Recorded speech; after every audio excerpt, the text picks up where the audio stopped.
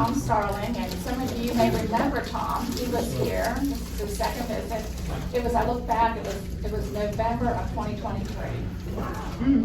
And at that time, Tom was the president and CEO of Mental Health America of the Mid-South. Yep. Yes, and so now he is development director for GraceWorks. So we're happy to have you back. And the last time when he spoke about compassion, fatigue, and mental fortitude. If you guys remember, it was good. So, all right. Thanks. Welcome. And it's my birthday tomorrow. So this is why, that's why I had dessert. That's right. So thank you. In fact, the one thing I remember was I was talking about some work I was just starting in Economawalk, Wisconsin, and two people were like, "We're from Economawalk," and I thought, that was Patty and Patty. yeah. Isn't that funny? So such a small world. But really glad to be here, and thank you for allowing me to come back. Since we last visited, I had left Mental Health America after 13 years and went to work for Rogers Behavioral Health, being a national mental health advocate. And 18 months later, they had massive layoffs. So I joined another national mental health organization, and 18 months later, they had massive layoffs. And so I thought, well, I'll just go local, love GraceWorks. I'll lick my wounds, and maybe I'll leave and go somewhere else. And I told my boss last week, I said, I don't think I could ever leave this place. This is really great. And especially not being the CEO, I don't have to worry about bored egos or staff drama. I can just stay in my lane and do my thing, and it's really enjoyable. And when I lived in Franklin, gosh, we left in 2004 to move out to Murfreesboro because we were being overrun by interactive toys with some young children. And so we left and got a little bit bigger place in Murfreesboro. And that only comes up twice a year when we fight. You took me out of Franklin. And we love Williamson County. And now, I get to come back and work here, but I'm having to relearn the community where I raised my babies, and I've got to speak Californian, and it's just really something now, how it has all changed. It's just amazing, the growth. And unfortunately for GraceWorks, that need has grown too. I thought, well, GraceWorks was like this little closet in a church when I left in 2004. They had started in 1995. So they're actually celebrating 30 years this year, which is just amazing. And Brentwood United Methodist Church was one of the founders of GraceWorks, which we're always so thankful that churches realized that people were going church to church for handouts and food and clothing, and they had the wherewithal to kind of say, we need to kind of not outsource our benevolence, but at least really focus that and be able to send people to one place that has wraparound services, food, clothes, furniture, rent, utilities, mortgage. I mean, to kind of, do all of that and not just the one or two services that folks do. So it's been really exciting to come back and see where GraceWorks is, and even internally, I've worked for other nonprofits, and once you're kind of inside, there's this dirty laundry that nobody talks about, it's just so good to know that that's not GraceWorks. We were like, no, 10% of every dollar goes to overhead administration. And the auditors came back and said, no, it's only 9 cents of every dollar. We were like, no, it has to be more than that, we try hard to be above the fray. And the great thing is, if you've ever been to our thrift store, our revenue from the thrift store is about $1.7 million a year. And that offsets all that administrative overhead. That pays for all, so we can tell donors 100% of your donations go to programs and services and feeding the hungry and clothing the naked and serving the poor. And to me, having been a minister for 5 years, mostly a hospital chaplain, that's what ministry really is. And Stephen's ministers know this. I'm preaching to the choir here a little bit. But GraceWorks is great. And we really have you guys and several other churches, but to thank. So this is just a lot of history. The big thing is I kind of put up just a picture of our 30-year anniversary. We just recently had a dinner at the factory to celebrate our 30 years. And it was truly wonderful. We had about 500 guests, and we have this every spring, but this one being our 30-year anniversary. Also, Alicia Bell is our new CEO, so Valencia, who has been with our organization for many, many, many years, and it's just wonderful. I had met her in my previous roles, and she still comes around quarterly. But for Alicia, who was the development director, to become the CEO, and she knows about fundraising, and she knows about in-kind gifts like canned food drives or hygiene drives. She really understands people, so she doesn't come in just with numbers and or just operations, but she really knows how to run an organization. Frankly, there's about 5 people, including Alicia, who I would follow them anywhere. It's such a, and that comes from somebody. I've run the United Way of Rutherford County, Mental Health America, the Alzheimer's Association. I mean, I've always kind of been in charge, and again, there's something really wonderful, not having to worry about that. But Alicia knows her stuff, and she has surrounded herself with very good people, and I'm just very grateful that somebody who is such a good steward in the community, and somebody who was born in Williamson County, knows what it means to serve local residents.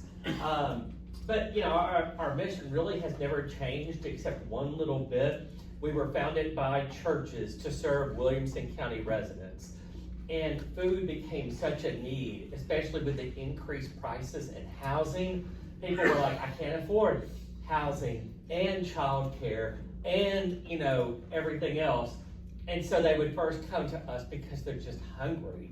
And we were able to then say, well, there's so many people in this boat. If anyone needs food, let's not turn away. My grandmother always said that. She could never ignore an outreached hand. She also taught me the fact that when you give someone roses, a little bit of that scent stays on your hand. So you think you're helping others, but really you end up with such a gift, you know, by ministering and helping others like that. So anyone who needs food, transportation is a whole other thing, but if they come to our food pantry, they will get food. And last year we served we provided, I should say, 1.3 million meals to neighbors in 20 counties. And already in this current fiscal year, we've served to neighbors in 25 counties. And I did go ahead and just leave on here. I have a business card and our impact report from the last fiscal year. Our fiscal year will end June 30th, so we'll have a new one coming out with new and exciting information about our accomplishments, kind of, you know, pat ourselves on the back a little bit. And then shamelessly, I also have over there a little thing about our golf scramble coming up. And this golf scramble, it is for golf nuts. I'll just tell you. I mean, you have to be just really in it. But if you know any, I've filled all but maybe 7 foursomes, and it's not until August. So I feel like that we're doing a really good job. And I've heard really good things about our scramble. But it's right over here at Brentwood Country Club, where they just refurbished the course and everything. So if you're into it, grab some information about our golf scramble too. But all that going back, to have left in 2004 for Rutherford County, and then to come back and have the honor to really work at GraceWorks, it's just really exciting to see what they do, how well they do it, the fact that they're still looking for a building. I think that our current place where we're at, it has changed owners, I think 4 times in the last 5 years. And one of the folks who owned it said, well, you need to get out soon.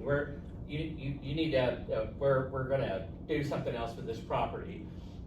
And then they sold it, so we didn't have to leave. And so we have the lease right now through 2030, but we hope by then to at least be breaking ground, if not moved into our own place.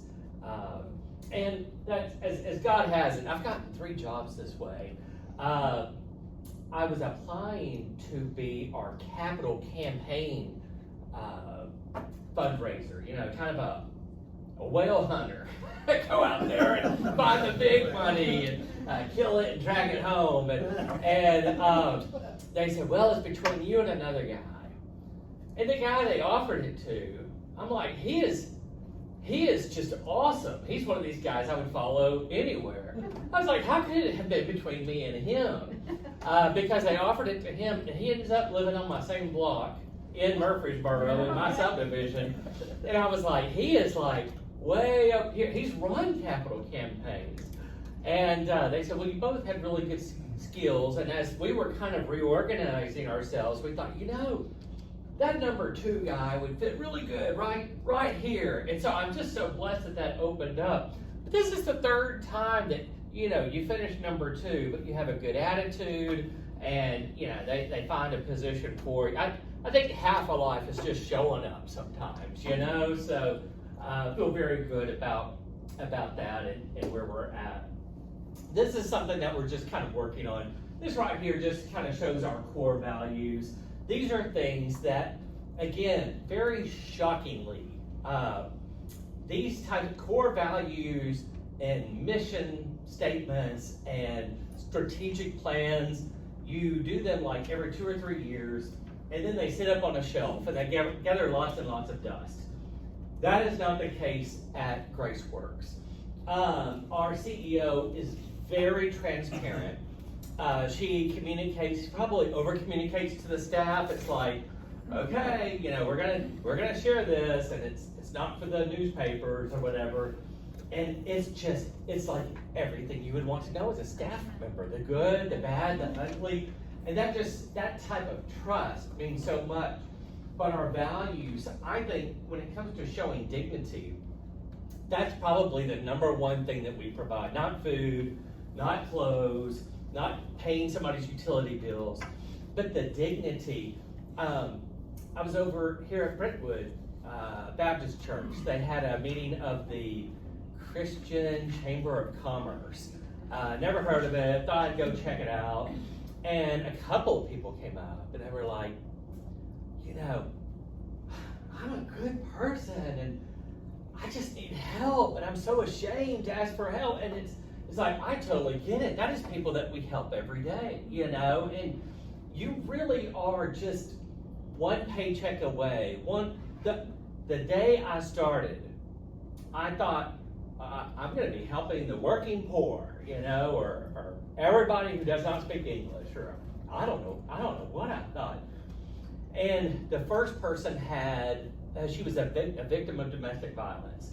She left with nothing but her kids and the clothes on her back. And she was like, I need a bed, a chest of drawers, help, you know. And we were like, we got you. We can do this today. And then the last person that, again, my orientation day, was a donor who he was scammed out of everything overnight, online scam. And he was like, I gotta pay my mortgage, and I'm trying to call in $9,000 that people owe me, and I need a place to stay tonight. And again, people have this shame of, I'm not the type of person that should ask for help or has an addiction or you know, it's just amazing how sometimes we find ourselves in these holes, and you've got to ask for help. I attended this Bible study. It's in Daryl Watrop's garage. Apparently they've been meeting there for like 40 years. And I went there, and the guy next to me stood up and he said, I just came off of a European tour and my record's a hit.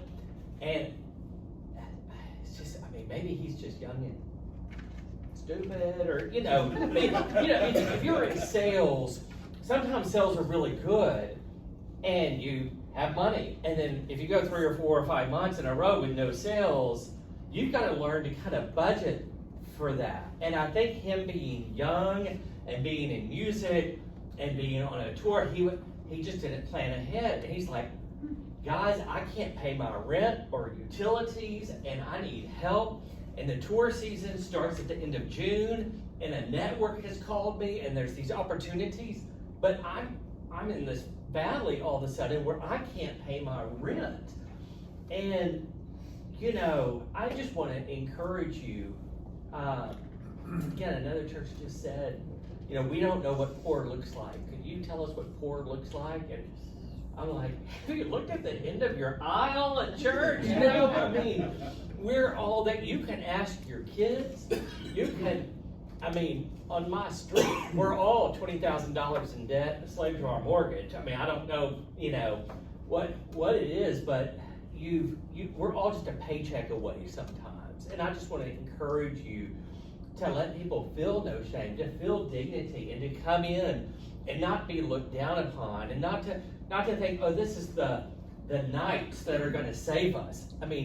It's Jesus who saves people.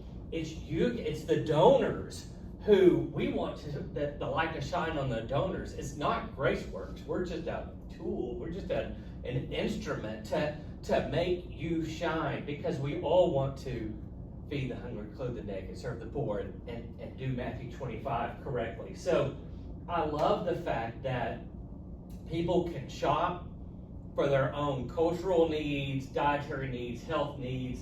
I love the fact that if you are food pantry adverse, you could just call us, and it's like, yes, we will come and just deliver it to your car outside in the parking lot. Whatever it is. We even have a mobile food pantry because again, we have this thing of serving Williamson County, but if people come to us from other counties, you get food. But we'll go out to Fairview one Saturday a month, and there's a line starting at 3 a.m. 3 a.m. People are waiting in line for food.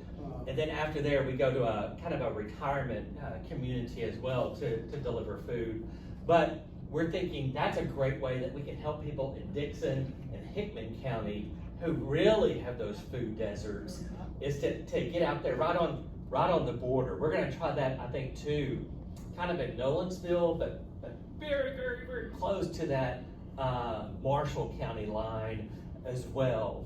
And I know that our board, when the time is right, probably about 3 years is what we're thinking, they'll probably open up the floodgates just a little bit more.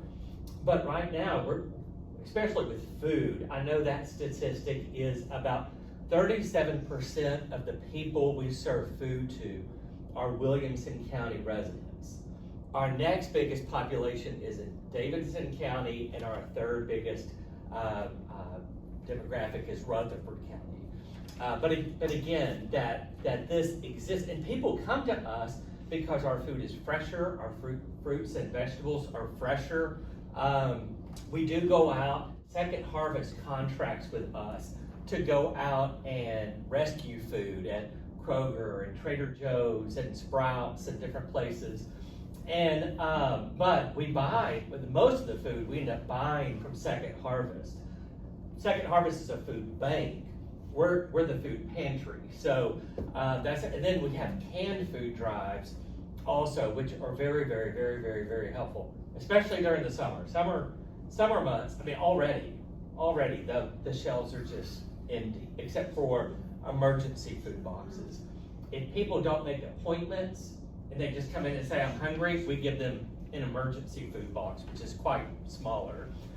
We really want people to make an appointment so we can sit down with them and say, if you need food, you probably need rent, utilities, clothes, what are your needs? And so we're really able to provide them some wraparound services to where they can, get back up and get going. As you would imagine, in Williamson County, we don't have a lot of generational poverty or something like it's usually a crisis. It could be a fire, a tornado, missed paycheck, a lost job, and that lightning strikes, you know. But practice excellence, bring peace, celebrate collaboration, and speak truth. And again, it's just great to work from a place like that. It's just really great. There's just a lot of freedom to work for such an organization like that. Our goal, again, it's we say food, shelter, and supports. I have a hard time just saying shelter because nobody sleeps at GraceWorks, especially the staff.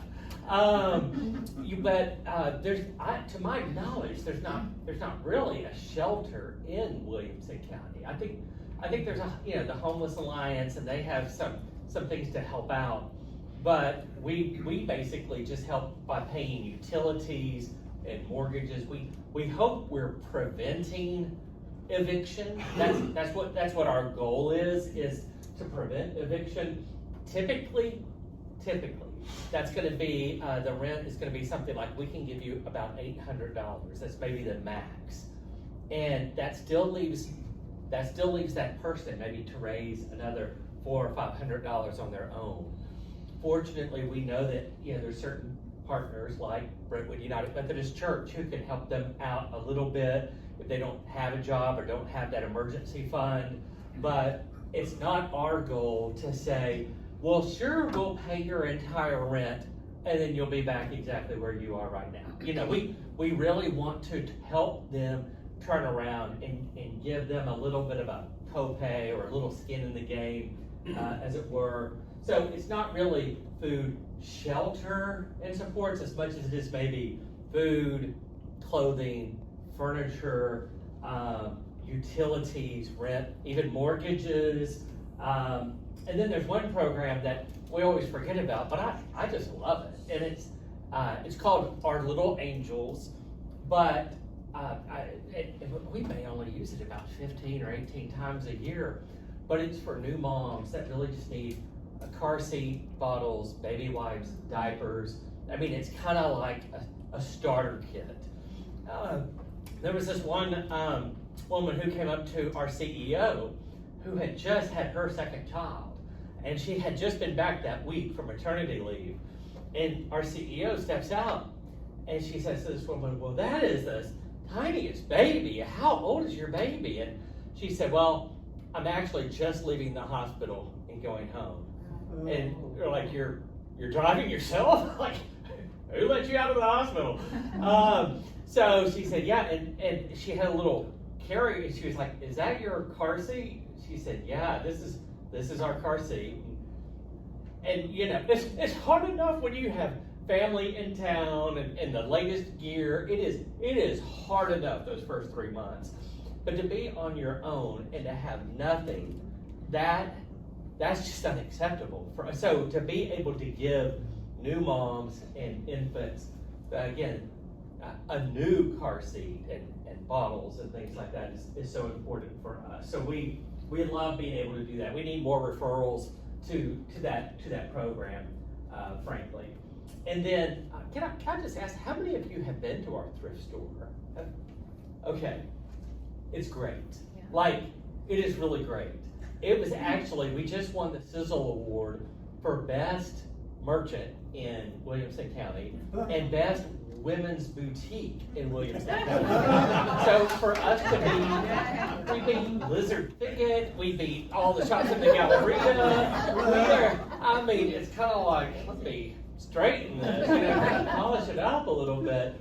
But for us to win the Sizzle Award for those types of, and then we applied for 3 and we got 3. The third one is Best Nonprofit Event, because we have a 10K, 5K run on Thanksgiving morning, which I hear is great. I started right after that, so that'll be the last Thanksgiving I have in Mississippi with my wife's family, because I'll be apparently running, which is you can tell that's going to be really hard. I'm going to do the kids' fun run, But for us to be able to have those opportunities, and I did put some information over here too about volunteering, because if you have a small group or a family or a business and you want to do some team building and you just want to volunteer for 2 hours or 4 hours, I mean, we need help just stocking the grocery shelves, throwing away the expired food, tagging and pricing the clothes,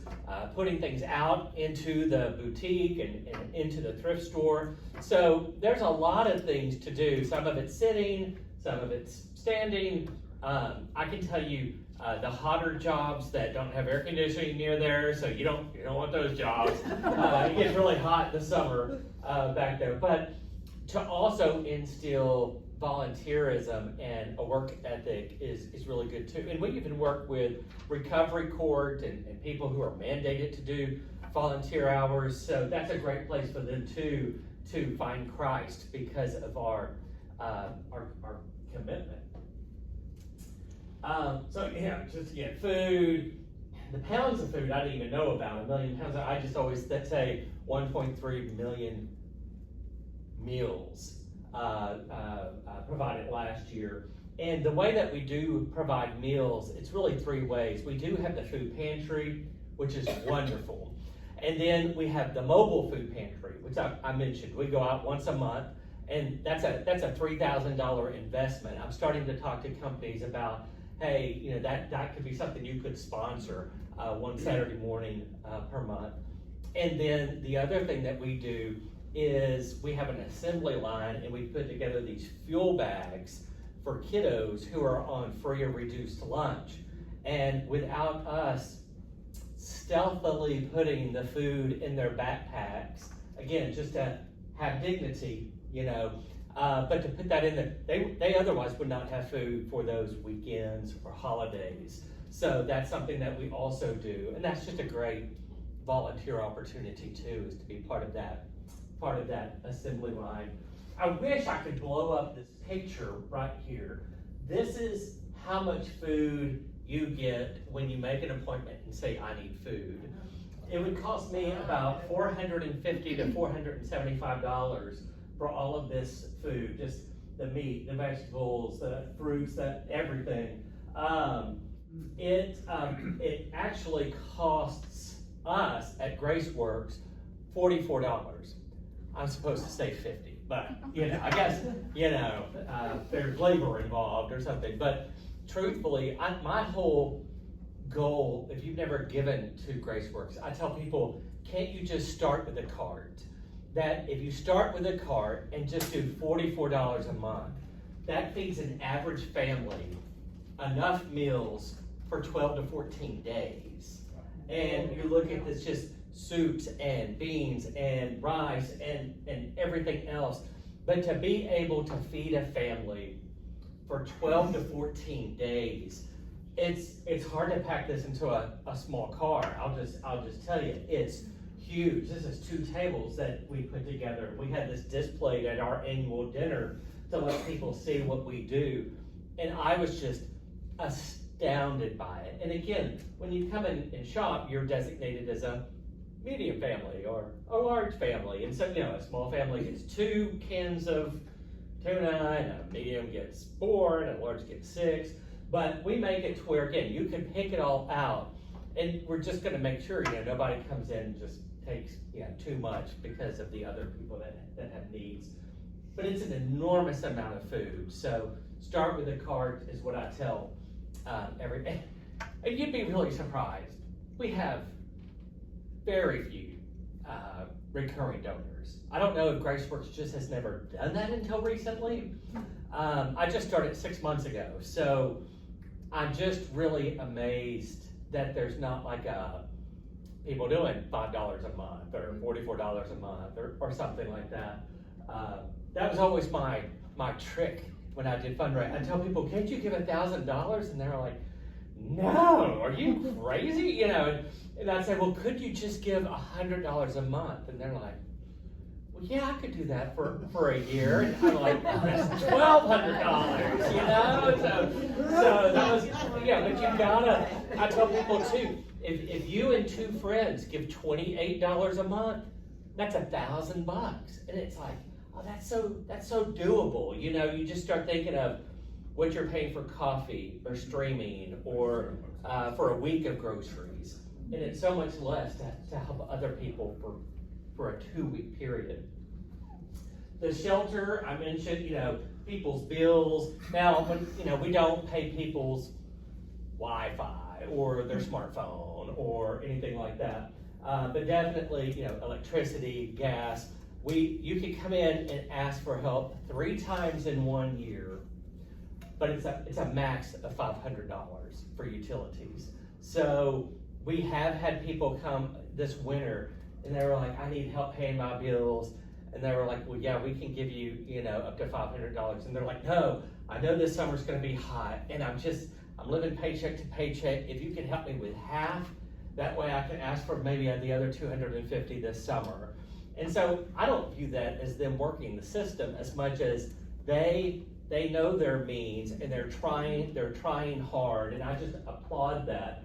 But for utilities, gas, electric, and even for rent, we don't say, sure, here's my wallet.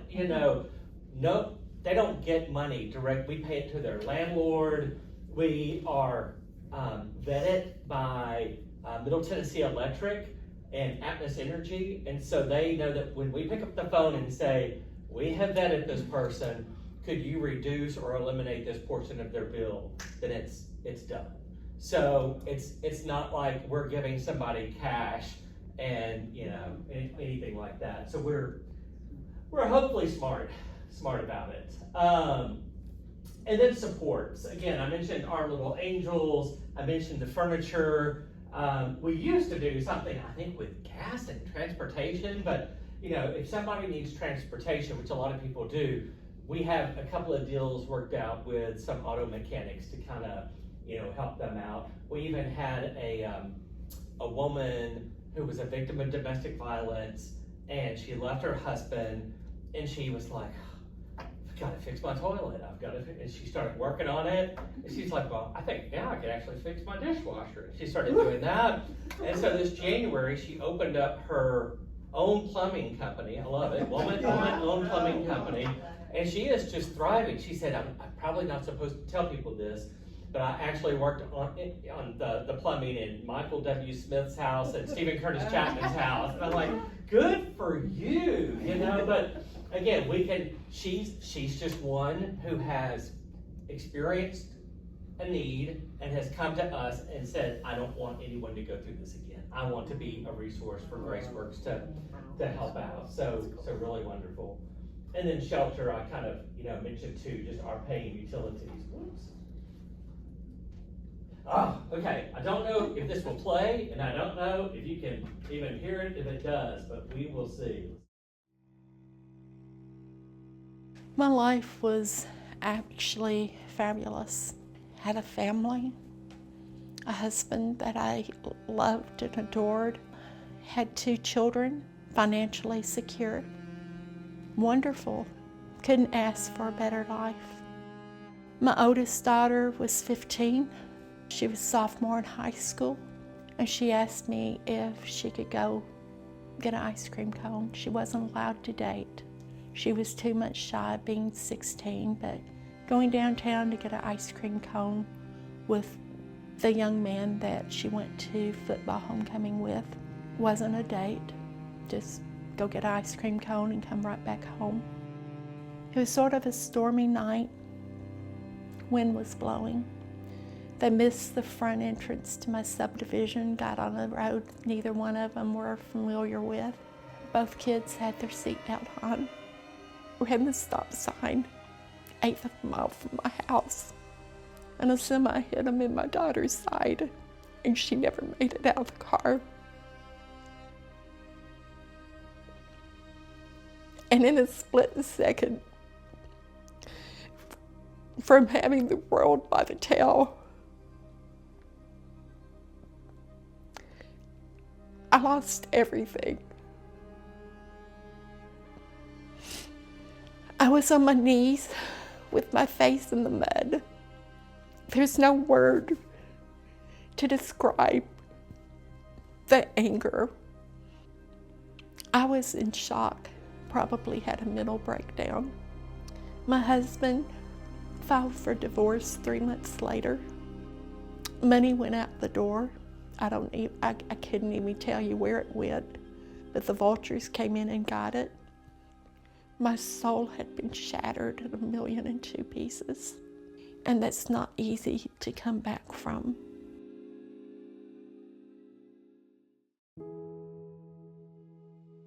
I don't remember how I found out about GraceWorks, but I was in need of food. When I walked in there, they gave me a buggy. I put my hands on that buggy and wrapped my fingers around that cart. Somebody gave me a choice of what I ate, rather than telling me what I could eat. That meant so much to me. I had a little bit of self-respect in such a long time given back to me. But the people there, they were loving. They weren't judgmental. They weren't, what's wrong with you? They didn't look down on me. They didn't judge me. They were there to serve me. I've been so furious with God in my past, and GraceWorks was my first stepping stone in recovery from my shattered soul. I share GraceWorks with as many people as I can because of who GraceWorks is. Not what GraceWorks is, but who GraceWorks is.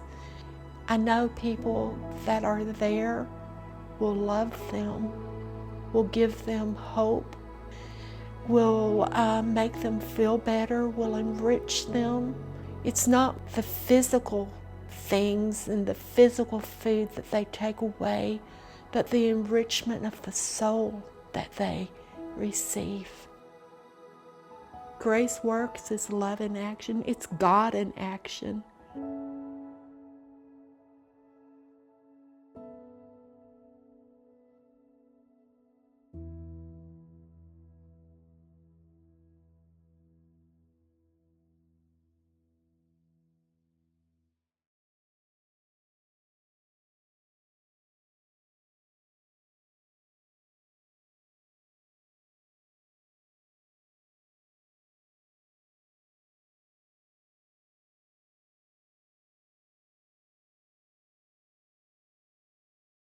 So that's one of the videos we showed at our Pearl anniversary.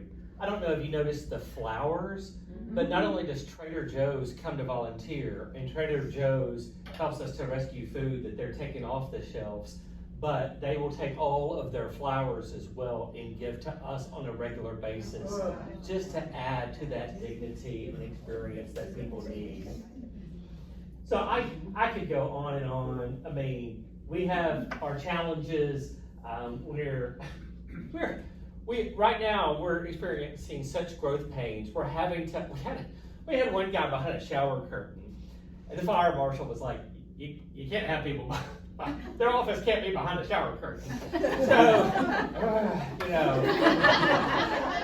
So we had to build an office, and so we're like, do we build an office where the clothes are so we don't sell as many clothes? Do we put the office in kind of the food pantry area where we don't have as much space to sell clothes? It's really, we can pick our poison, but we're having such growth pains right now. It's very difficult. So, that's just part of serving. And we have about 65 employees, which is just huge. Most are part-time, but we have over 350 regular volunteers each week. That means maybe they volunteer just on Tuesdays, or maybe just on the mornings of Monday, Wednesday, Friday, but 350 regularly scheduled volunteers. And we could always use another 5 to 20.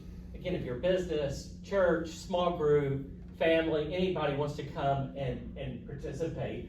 GraceWorks would not be GraceWorks if it wasn't neighbors serving neighbors. So there's definitely those opportunities to help. And I could go on, and I know we're going to close, and we have prayer requests, and there's more food, but I wanted to leave a little time for some questions that you might have about GraceWorks and who we are, or something you saw in the video, or any questions you might have. I have a comment. Yeah. Just, we recently had a speaker from Bridges. Yes. Lynn Schroeder came and talked to us and said how they partner with GraceWorks, for, when they leave, they can go to the furniture store and they can get, but they need to kind of start over, so. Same thing, I just had a meeting with Williamson County Recovery Court, and they said, once that nurse or addict or somebody is in jail and they get out of jail for recovery court, they might be starting over with food or clothes or something. So we're going to start partnering with them too. But we really believe in collaboration, and I'm trying to find some collaborative grants right now to even reinforce that. So, but thank you for sharing that with me. Other questions? And I saw a picture there of the, is it the Manger? What do you call the Christmas? The Manger. Yeah, so Yeah. you do that still? So we have 4 special events. I don't like special events are very staff intensive. I'm thinking, however much you're spending on staff to do your dinners and the run, but we have a dinner in the spring, our golf scramble in August. Don't think of the heat. We should get a discount. That's like going to a conference in New Orleans in July or something. You deserve a discount. But we have an August golf scramble, and then in November, Thanksgiving morning, we have our turkey trot. And then in December, we do have our Manger, which is really a Toys for Tots opportunity. It's at Franklin United Methodist Church. And we set up one day, and then for 4 days, in the afternoons and in the evenings, we allow families who have been vetted to come in and to get 4 toys per child, plus 2 stocking stuffers, plus a family board game. And sometimes we'll have coats or something like that too. But I'm telling you, these families would otherwise never have a Christmas, and that's very hard in Williamson County. To wake up Christmas morning and go back to school with nothing. So with the Manger is really, it's a life-changing volunteer experience. Thank you. I see Super Sale Saturday. What is that? Yeah, so on Saturdays, I think it's the second Saturday of every month, it's all 50% off. So not only are things already cheap, but they're 50% off. So we have a lot of people that really, they come in and, it's a lot of people come in and they'll flip things. They use it to go resell online. I used to have an antique store in Texas, and there's this person who works for us that has an antique shop in Columbia, and she has a real eye for things. And so we actually do have a section in our furniture of antiques, which is really nice. But yeah, 50% off on Saturdays. So, pretty much yeah, super Saturday. Well, I just thank you for the opportunity to come and share.